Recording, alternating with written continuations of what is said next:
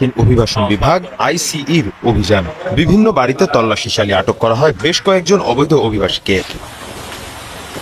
এ সময় জব্দ করা হয় মাদক, অস্ত্র এবং পর্নোগ্রাফির সাথে সংশ্লিষ্ট বিভিন্ন প্রমাণ।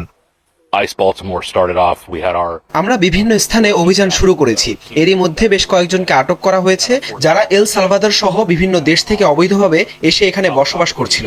এদের বিরুদ্ধে শিশু পর্নোগ্রাফি, ডাকাতি এবং মাদক বিক্রির প্রমাণ মিলেছে। এদিকে যুক্তরাষ্ট্রের বিভিন্ন স্থান থেকে আটক করা অবৈধ অভিবাসীদের ফেরত পাঠানো হচ্ছে নিজ নিজ দেশে। ফলে আতঙ্ক ছড়িয়েছে দেশটিতে থাকা অভিবাসীদের মধ্যে।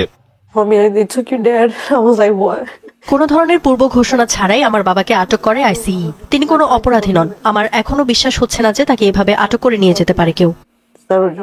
এ অবস্থায় অনেক অবৈধ বসবাসকারী স্বেচ্ছায় ফিরতে শুরু করেছেন নিজের দেশে। অভিযোগ উঠেছে ফেরত পাঠানোর সময় মার্কিন অভিবাসন বিভাগের নির্যাতন, নিপীড়নের শিকার হচ্ছেন অনেকে।